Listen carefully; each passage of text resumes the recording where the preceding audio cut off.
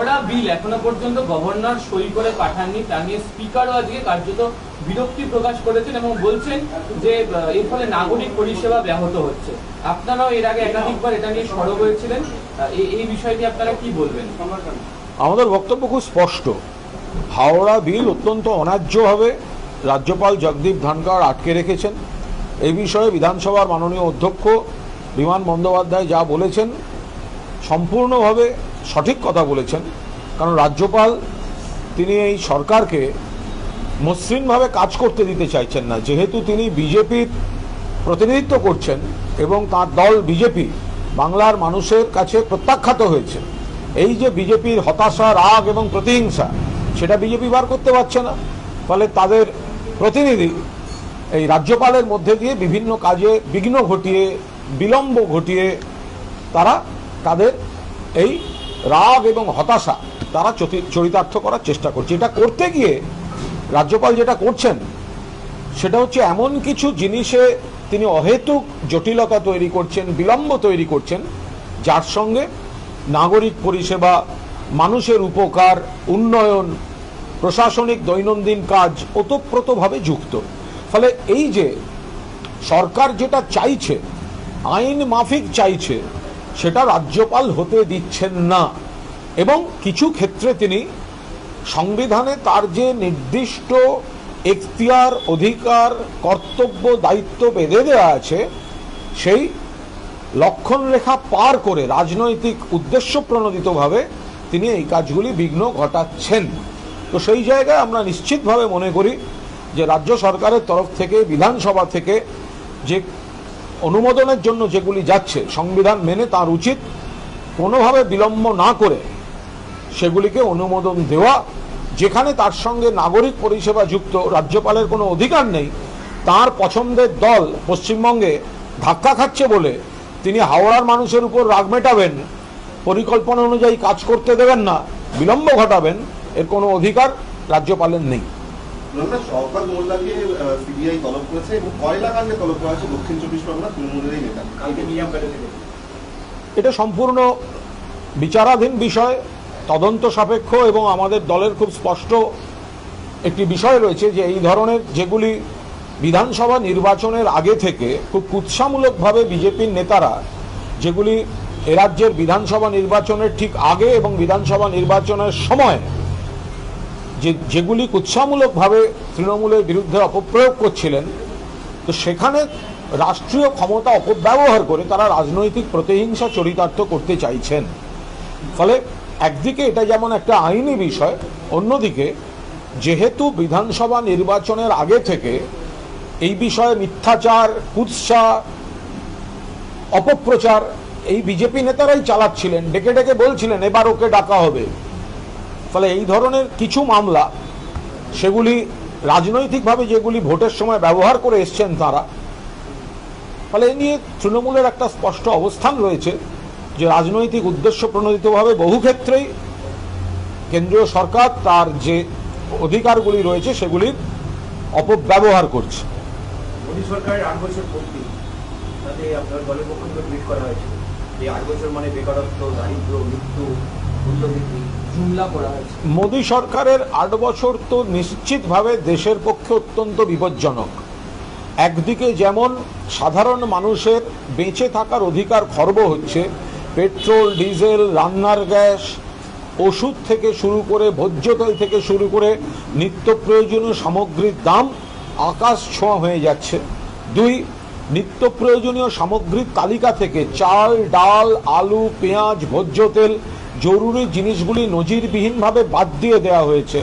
যেখানে ব্যাংক থেকে ইপিএফ বিভিন্ন জায়গায় যারা সিনিয়র সিটিজেন এবং যারা সঞ্চয়ের উপর দাঁড়িয়ে তাদের একটা বড় আয় থাকে, সেই সুদগুলি কমিয়ে সর্বনাশ করা হচ্ছে। রাষ্ট্রীয় সম্পদ সেগুলোকে বিক্রি করে দেওয়া হচ্ছে। জীবন বীমা নিগম তার শেয়ার খোলা বাজারে বিক্রি করা হচ্ছে।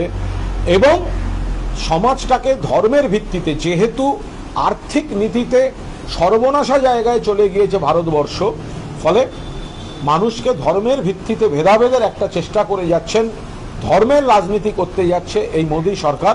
ফলে মোদী সরকারের এই 8 বছর হচ্ছে ভারতবর্ষের ইতিহাসের এক কলঙ্কিত অধ্যায়, যার থেকে দ্রুত মুক্তি প্রয়োজন এবং সর্বভারতীয় তৃণমূল কংগ্রেস এই মুক্তির লক্ষ্যে তাদের দায়িত্ব এবং কর্তব্য পালন করে চলেছে। কালকে কুণালদা বলার পরে দিলীপ ঘোষকে অন্য রাজ্যে যে দায়িত্ব দেওয়া, আজকে ফিরহাদ হাকিমও বলেছেন দিলীপ ঘোষের মূল্যায়ন ঠিকভাবে হয়নি, দিলীপ ঘোষের সঙ্গে আমার খুব ভালো সম্পর্ক, এটা হওয়া ঠিক নয়। কি বলবেন? যেমন তো মনে হয় যে দিলীপ ঘোষ তিনি তাদের দলের ব্যাপার, কিন্তু কদিন আগে দিলীপ ঘোষ বলছিলেন যে তিনি দিল্লির নেতাদের বলে এসছেন যে বাংলার জন্য একজন ভালো অভিভাবক দরকার। এখন আমরা দেখলাম তাকেই অন্য রাজ্যের অভিভাবক করে দিয়েছে বাংলা থেকে সরিয়ে, তো মহা মুশকিল।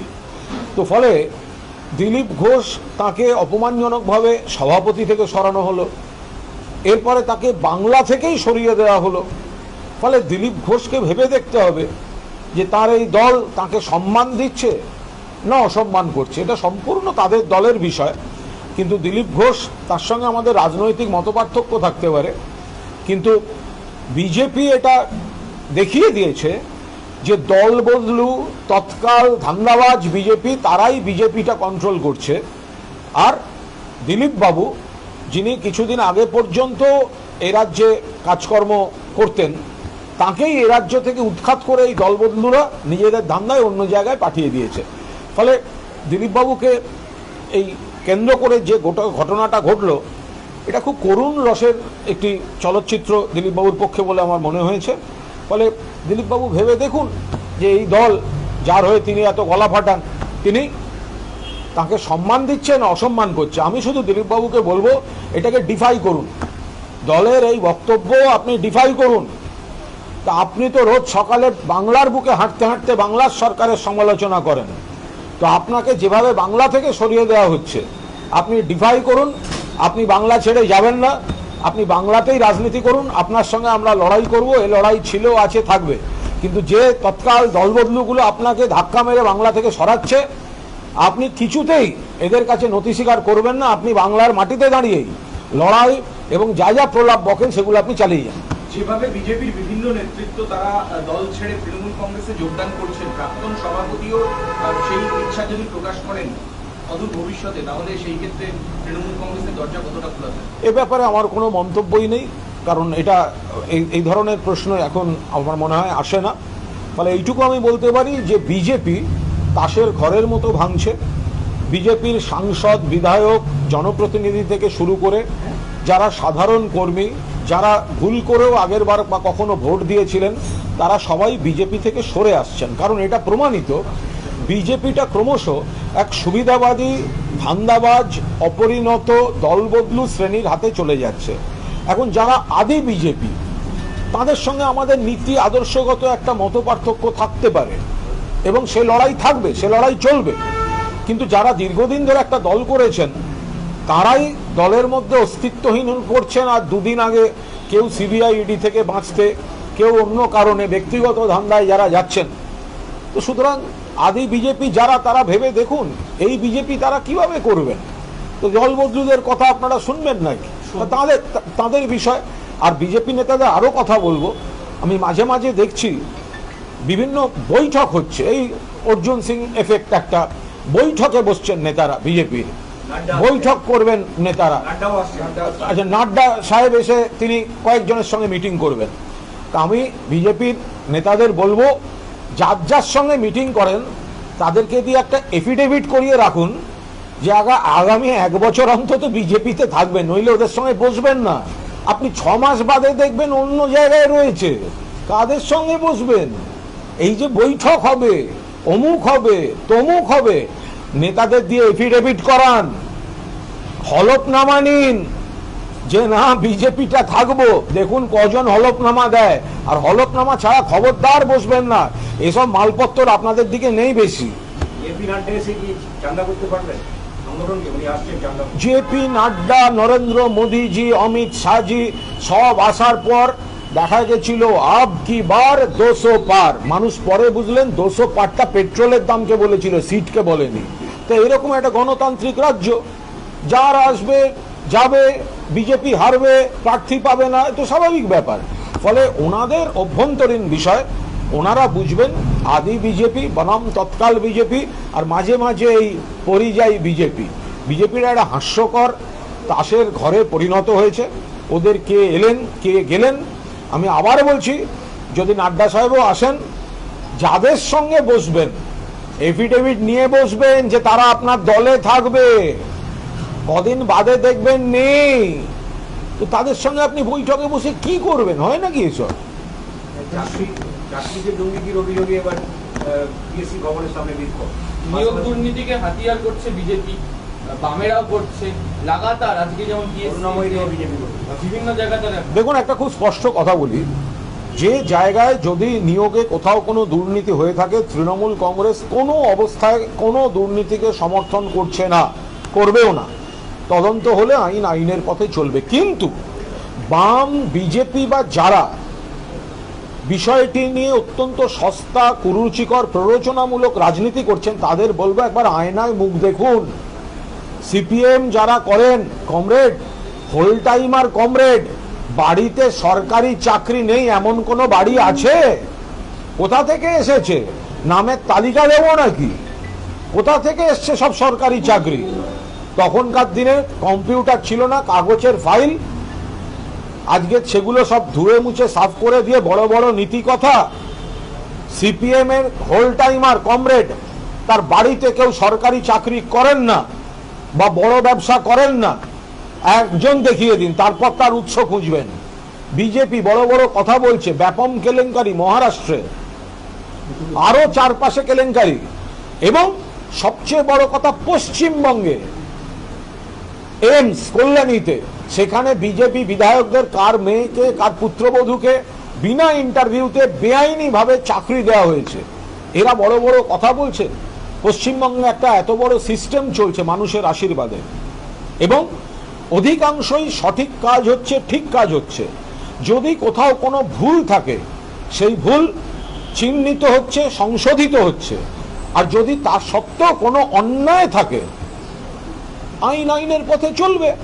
সেখানে কখনো পশ্চিমবঙ্গ সরকার বা তৃণমূল কংগ্রেস কোনো অন্যায়কে, কোনো দুর্নীতিকে সমর্থন করছে না। কিন্তু এর থেকে অনেক বেশি দুর্নীতি, বড় চেহারা দুর্নীতি বাম জমানায় হয়ে এসছে, বিজেপি সর্বত্র হচ্ছে।